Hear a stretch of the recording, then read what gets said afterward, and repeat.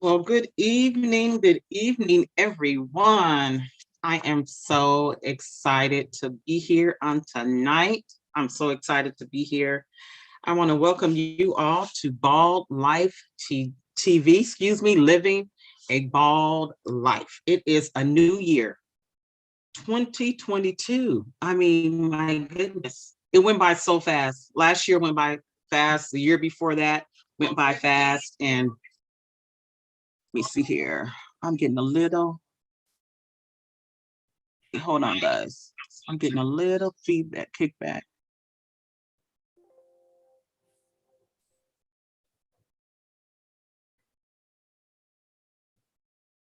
You guys, give me 1 second.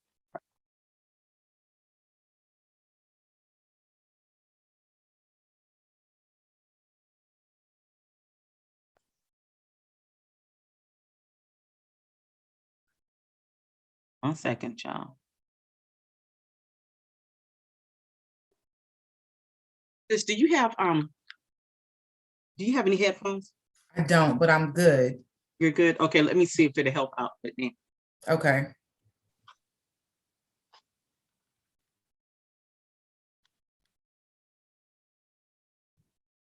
Okay, testing, testing. Hello, hello, hello. Oh, you sound good. Okay, great. Okay. I still hear myself. Okay, y'all. Well, come on in the room. Now, can you hear a little feedback from me on your end? No. Not? Okay. Okay, hold on.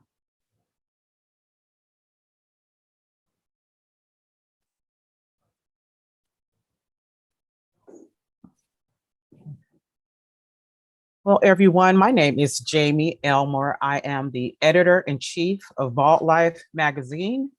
I am your host for tonight. And for my babies, I am their alopecia auntie. Yes, I have a lot of titles. Yes, I do. But with those titles come a huge responsibility, and I do not take them lightly whatsoever. But you guys are here signing in with us on Bald Life TV, living a bald life. And we have a special guest on tonight. But let me tell you guys a little bit about who we are and what we do and give some context around the conversation tonight here. Let me see something here. Y'all, I'm sorry.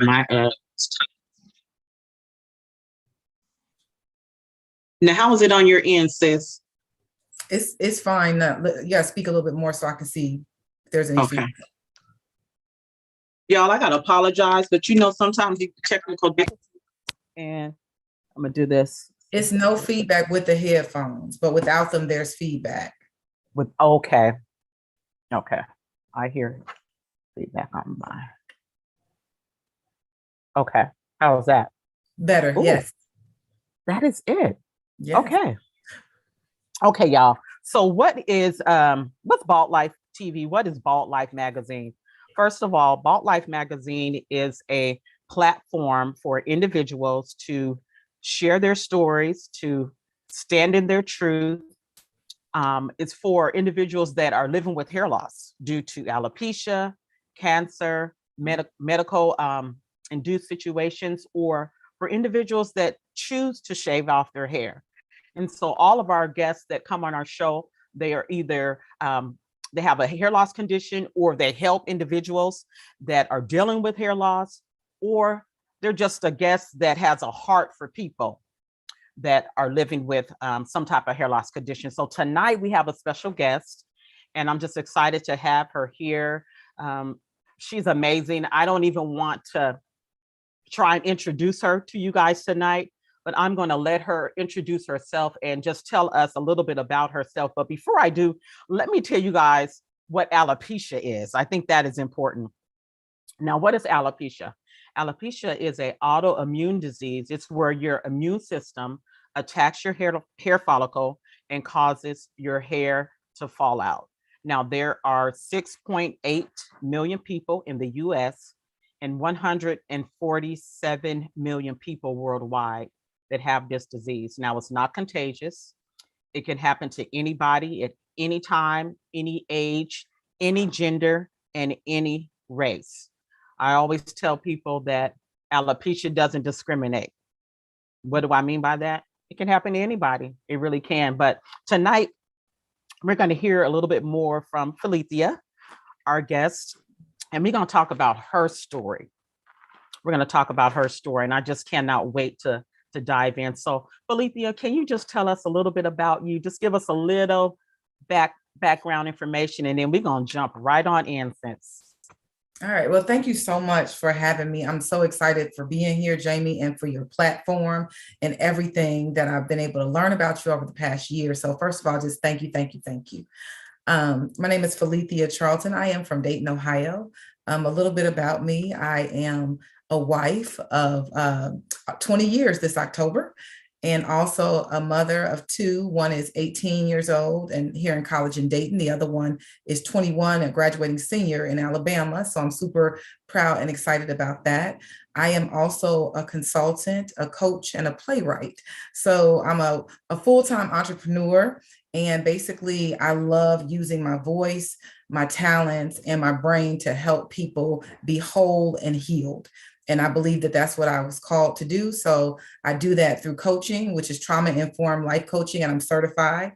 I do that through consulting by helping organizations who are going through change and trauma, dealing with COVID, dealing with people who are retiring, resigning, and stressed out. And then I also do it through expression as a playwright and an author. So I love the stage and spoken word and helping people come to some sort of healing by using my voice and my heart.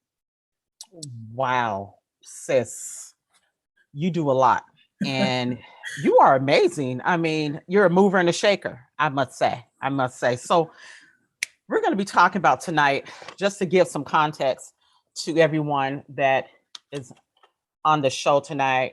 This is your book. Yes. And it's called The Death of a Lie. Mm-hmm.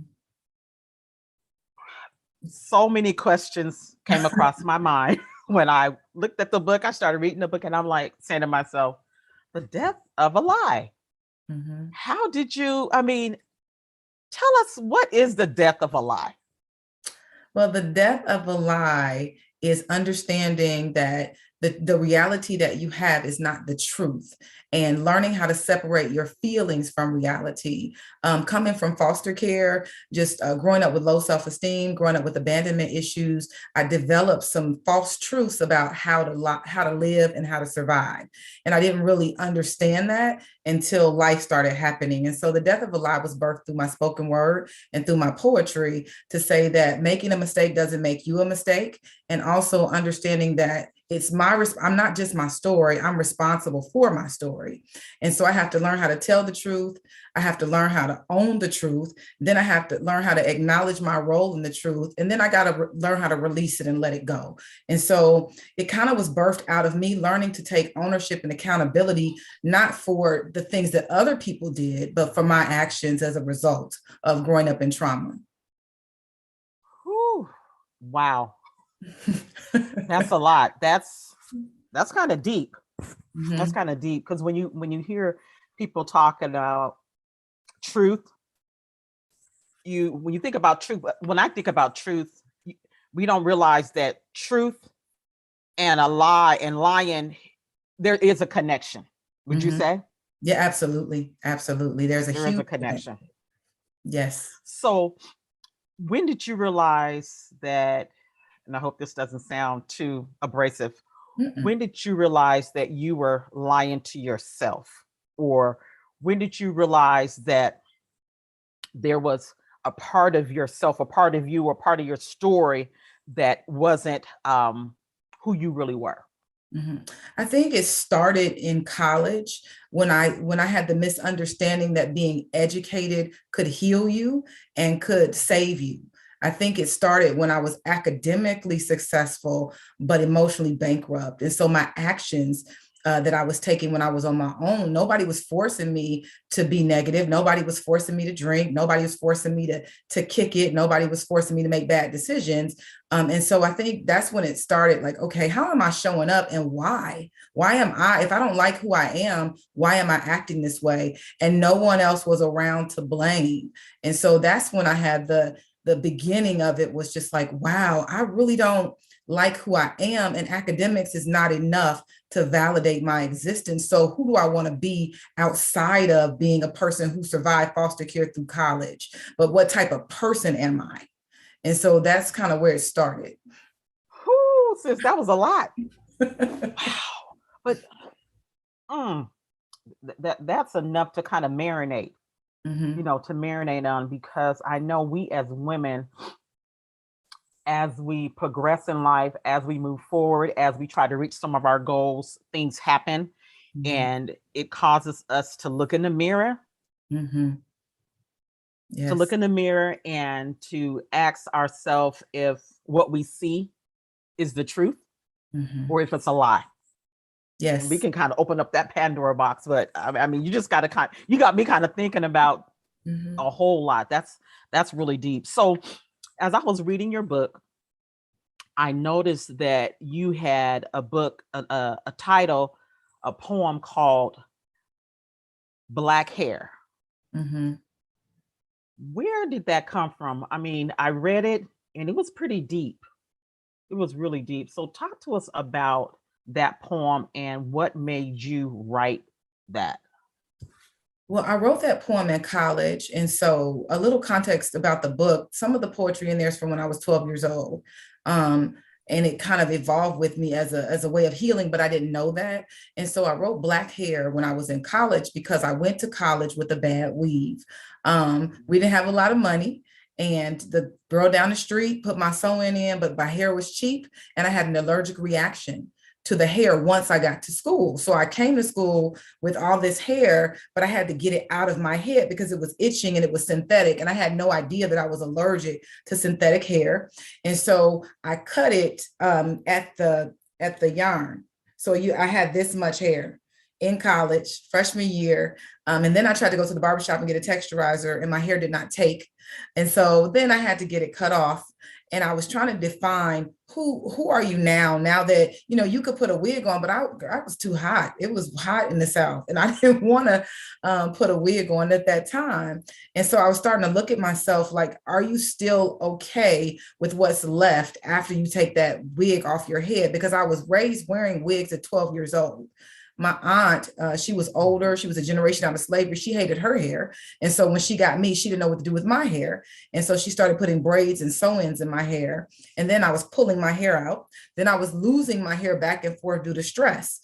And so the weave had become an answer or an identity for me. And then for college, I thought it would be easy, but I didn't know anything about the industry at that time. So that Black hair piece really came from my heart about how do other Black women feel about being defined by our hair and not feeling beautiful enough. And I decided that I was no longer going to allow it to define me. When I saw other women from Jamaica on campus, they were bald headed. They didn't have any hair. They were bald. And I was like, oh my gosh, they're owning it. They cut their hair on purpose. And I was grieving my hair and they were celebrating theirs. And that's kind of where the inspiration for Black hair as an anthem and an ode to Black women, which once again, we're not the only people that lose our hair, but that was just my journey with celebrating and embracing the fact that I could still be beautiful without one stitch of hair on my head. You said a lot. So you mentioned that you mentioned stress, you mentioned that you were pulling your hair out. Mm-hmm. Was that the onset of your alopecia? I believe so. Once again, I was young and I was heavily stressed at going from foster care situations and being in abusive things. And so I would just, that was my thing. And I didn't realize when I was 12 years old that I would never get that hair back, of course, because I was pulling it to the follicle. Mm. And when you're young, though, my aunt was giving me something to cut, weave and stuff to kind of cover it up. And so I didn't realize until I got older the damage between the live perms and stuff that was being done to my hair. But I stopped doing that, but the damage had already been done because it was done as an adolescent.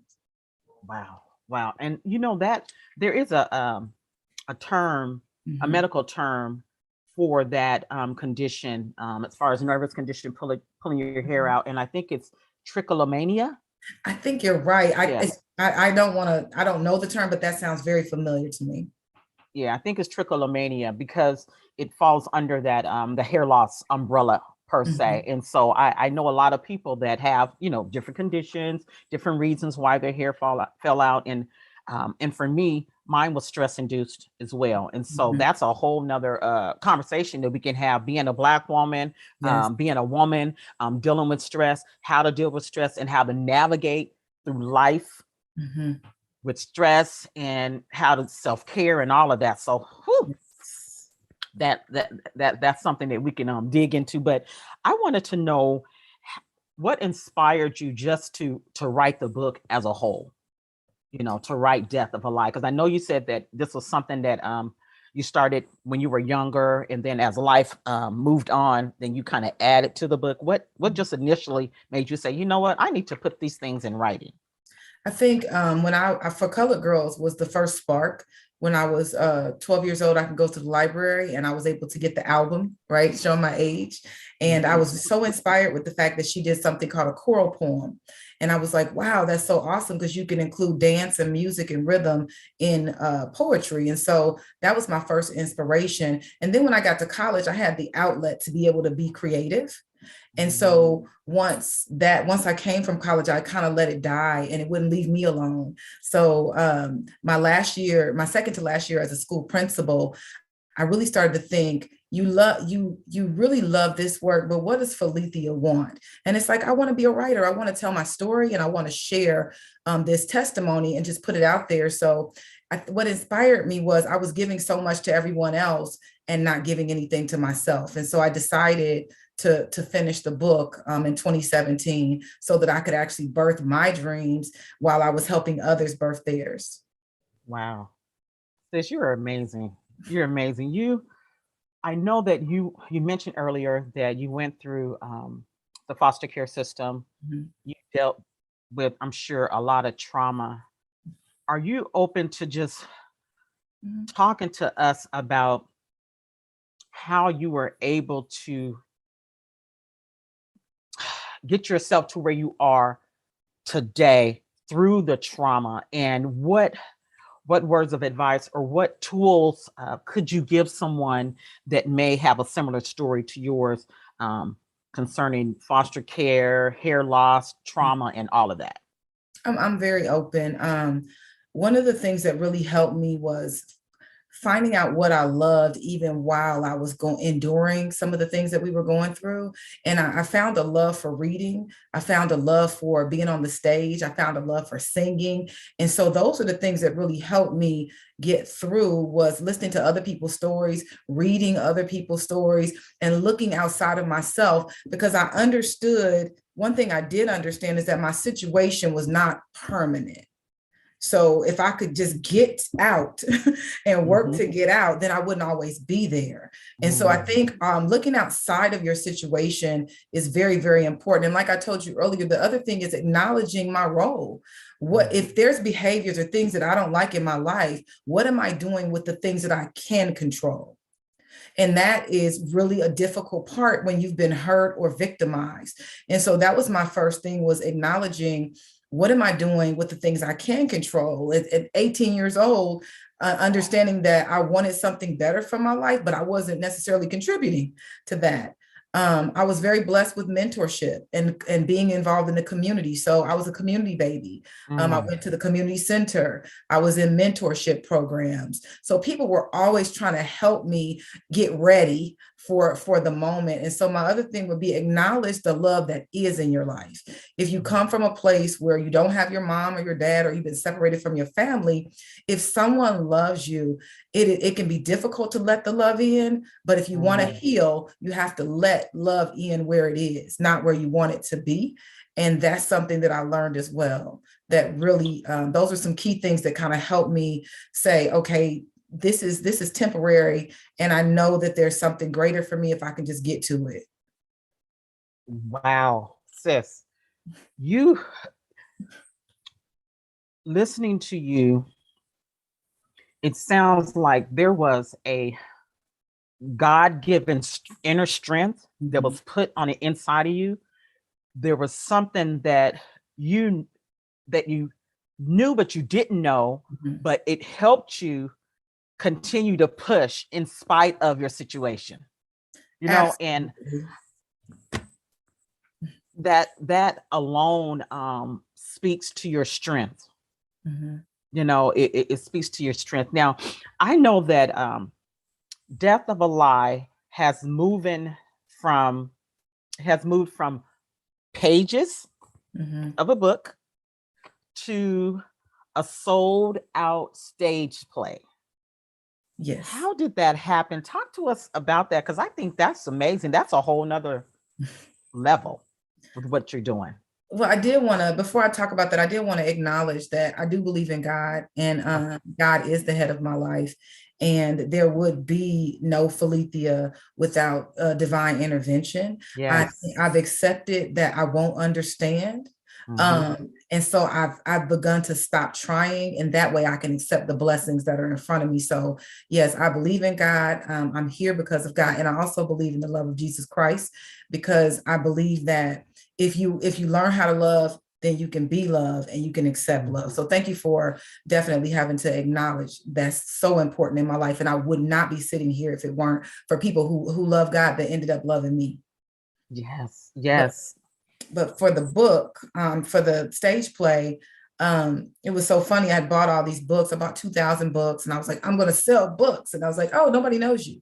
So this is great. You have all these boxes of books, and I ended up seeing a grant here in Montgomery County, Artist Opportunity Grant for $3,000. And I'm like, what if I wrote a play and then people would buy the book? So that's just how I think. I think on a larger scale, and I won Mhm. the grant. Wow. I won the grant, and I was able to raise $20,000 because I produced my play like it's going to be on Broadway or at the Kennedy Center. And we were able to have a 25-member all Black cast from ages 8 to my age participate in a play here at the museum at the Art Institute. And we had over 500, before COVID, over 540 people at each show, sold out. It was amazing. I cannot believe that it happened. We had our last play March 8th. And that was a huge journey of faith. But it was like you said, Jamie, it was like God pretty much, he said, if you write it, they'll come. And I just kept saying, well, he led me to do it, so it's going to take care of itself. And there were days that I didn't, people just started to come. I was Hmm. blessed to work with a choreographer, Michael Shepard. Thomas Troutman, Roger Troutman's nephew, jumped on the project. I just was so blessed with so many awesome people that made this book come to reality, to the stage. And so that's kind of what happened. Wow. Wow. But you know what? You said something key about the importance in acknowledging God. Mhm. Because when I believe that when God gives you a vision, Mhm. he provides. Yes. He's the provision, he provides, he sends the right people in your Yeah. life that will help fulfill that vision. And it sounds like that happened for you. And I know that it's just the beginning. Mhm. It's the beginning as to where you're going and what you're going to do and the lives that you're going to touch. And so I just commend you, sis, and I celebrate your success, and I celebrate your strength. I mean, just that word strength keeps ringing in my ear because your story is just amazing. We may have to have you back just to talk about your journey through the foster care system and how you got to where you are. That's Mhm. a whole nother another topic. But I just, like I said earlier, I started reading your book, and there was a poem that stood out to me, and I wanted you to expound on it, but I want to just read the first paragraph out loud to everyone. And the name of this poem that stood out to me, it's titled Priceless. Mm. Priceless. You guys got to get this book, okay? I just got to throw that out there. So the first paragraph, the whole thing, but the first paragraph was what kind of hit me right here in my gut. It says, I am priceless. I am a rare jewel, a precious gem, a diamond in the rough. Men that have been privileged to encounter me can't good enough. What what I have here is like no other. It is truly the best. Ask my Ask any of my ex-lovers and they will tell you I am priceless. I know I didn't do it any justice, sis. That's okay. That's okay. Do it any justice. I can imagine what it sounds like when you read, when you read the whole thing. But what was going on in your life when you wrote this? What was happening? Because as you read the whole thing, what happened for me is I felt like you were taking me on a journey. Mm-hmm. I really felt like I was there. I felt like it became personal for me. And so talk to us about what was going on with you when you wrote this. When I wrote that, I was not treating myself like that. I wrote that after a very bad experience with someone that I thought I was dating at the time, but we were not dating, that I really liked. And I realized after that person ghosted me, that I was not treating myself like I was priceless. And I didn't even know what an affirmation was, but it sounded to me, I was affirming myself to say, if you want someone to treat you like that, then you have to speak that to yourself. And so it was like, well, how do you feel about it? I feel like I'm priceless. Then forget that person. And so it was really an affirmation back to myself, to recenter myself, to not believe that I was what they valued me as, but I still, even though my behavior was not of high value, I still was of high value. And so that was me just speaking back to the person inside of me to know that one action doesn't have to denote the next action. I can treat myself as priceless and say it until I believe it. Oh, I know that's right. Say it till you believe it. That's right. Because when we say it, we believe it. But when somebody else says it, we doubt it. Yeah. So that just leads me to there's a scripture in the Bible where it talks about death and life is in the power of the tongue. You know what I'm saying? So what we say to ourselves and what we hear ourselves say to ourselves, it's power in it. It's just power in it. And sis, this is good. I hope y'all are loving this because I'm like, this is so this is so good. And it makes you think, like you said, you were in a relationship at that time and you didn't value who you were. That's deep. And there's so many women out there that are in relationships. And too, I was in a relationship in the past as well. And I didn't know who I was. I didn't understand that I deserved more. I deserved better. I didn't realize that I was a queen. I didn't realize that I was the head and not the tail, So this poem, y'all, when you get this book and you jump on over to page 84 in the book, okay, read that book and leave us some comments in the comment section on this YouTube page and tell us what poem stood out to you the most. And we're going to keep the conversation going. Okay. We're definitely going to keep the conversation going, but there was another poem in the book that you wrote and it says, you talked about you refuse to apologize for being a strong Black woman in the 21st century. And you also talked about the definition of the word strength, and how it has evolved to, when you think about Black women not being overworked, how we bury our feelings as a Black woman, and how they always say that Black women complain. Black women complain. We don't recognize how we feel. We don't, I think to add to that, we as Black women sometimes don't realize that how we feel is important, and how we should talk about what's really going on the inside of us. But tell me what your definition of strength is as far as in this poem, and why did you write this? And just kind of talk to us about this again as well. This is so good. I wrote this in one take, believe it or not. I was a computer technician and I was in a closet and in a computer closet, transitioning from college. And I just started to think about, once again, being beyond my circumstances. Like I'm still going to be who I want to be, even though this doesn't look ideal for me.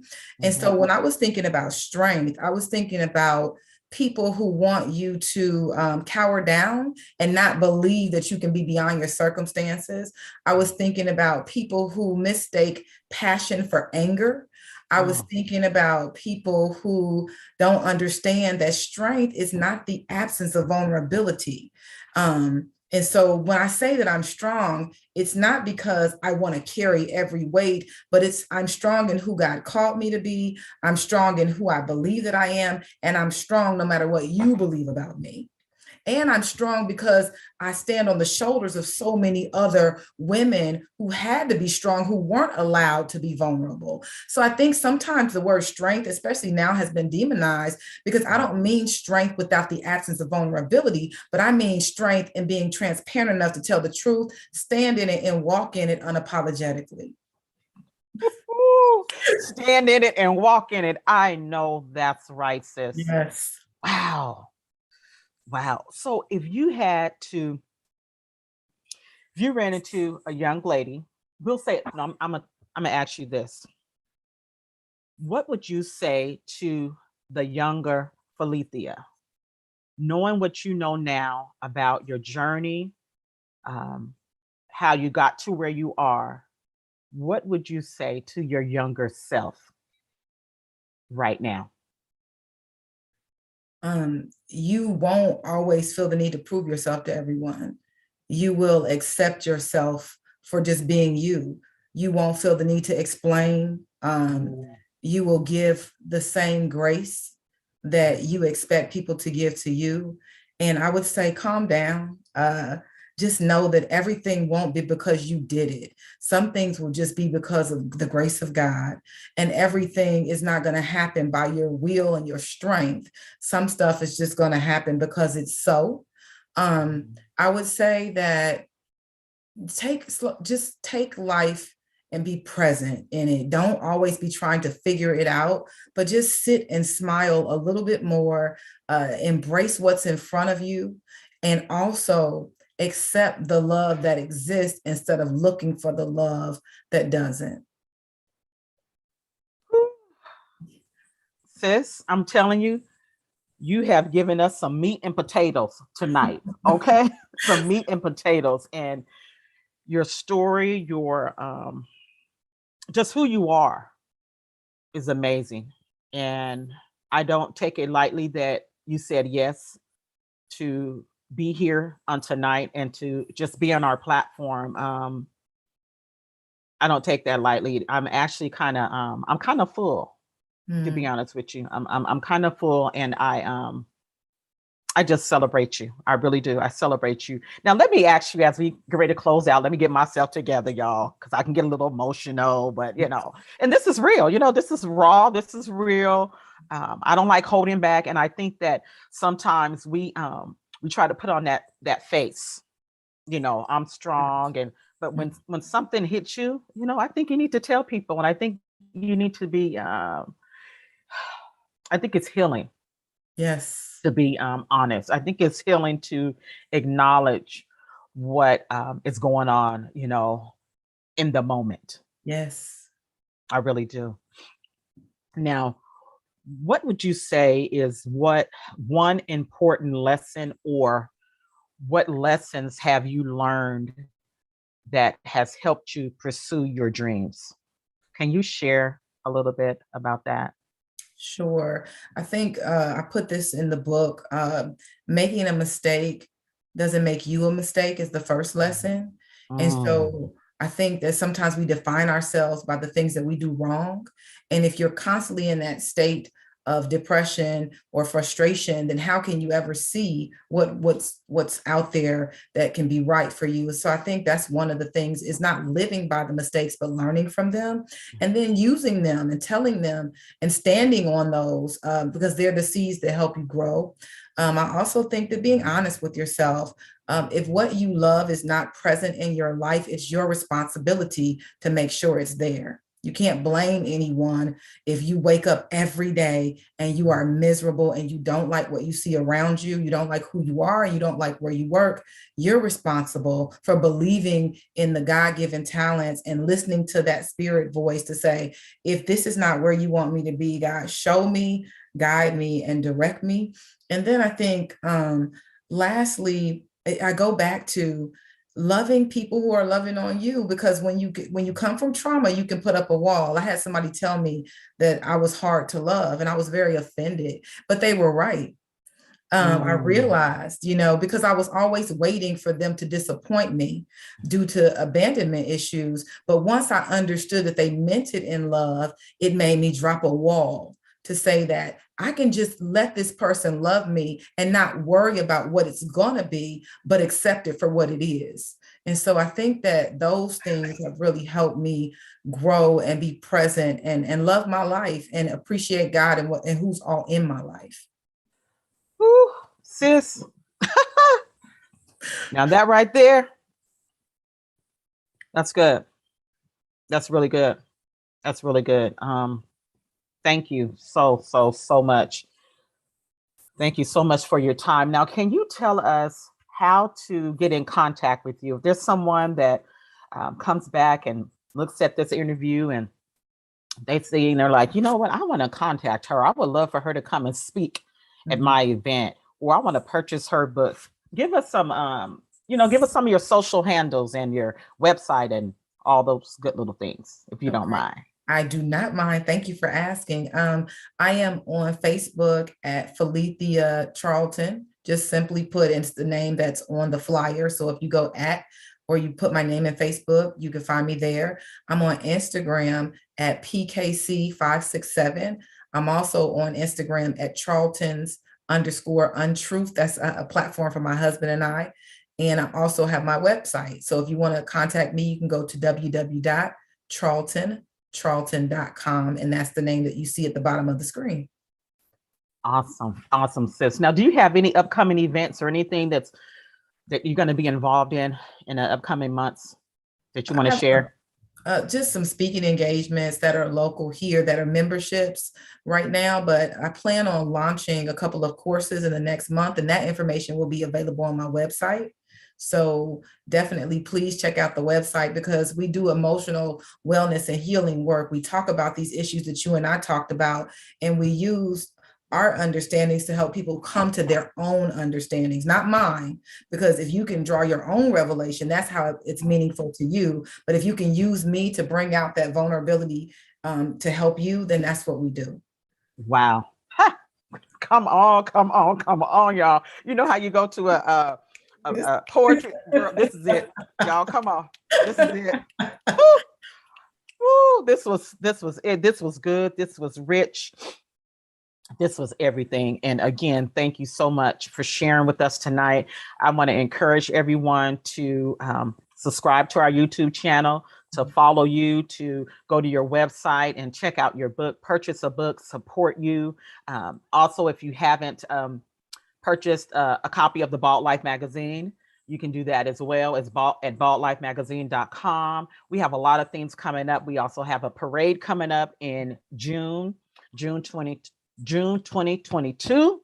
This year, the Bald Bosses will be marching in their second parade. And so we'll leave some more information in the comment section as well, so you can reach out to us. So I want to thank everybody for joining us. I want to thank my guest again. We will be back with another interview, and leave us a comment. Let us know how you enjoyed our conversation tonight, what you got out of it. And I'm sure if you have any questions, that Phillitia will come back and she will answer those questions for you in the comment section. So you guys, thank you for joining us. Thank you for joining Bald Life TV, living a bald life. And remember, pick up your book, The Death of a Lie. Okay? So thank you guys. And we will see you we'll see you in about a week. Okay? We'll be back. So have a good night. And sis, I'll be talking to you soon. And thank you again for joining us. Okay? Thank you so much, Jamie. I appreciate you, and I love this platform. Thank you so much. So you guys have a good night, and seeing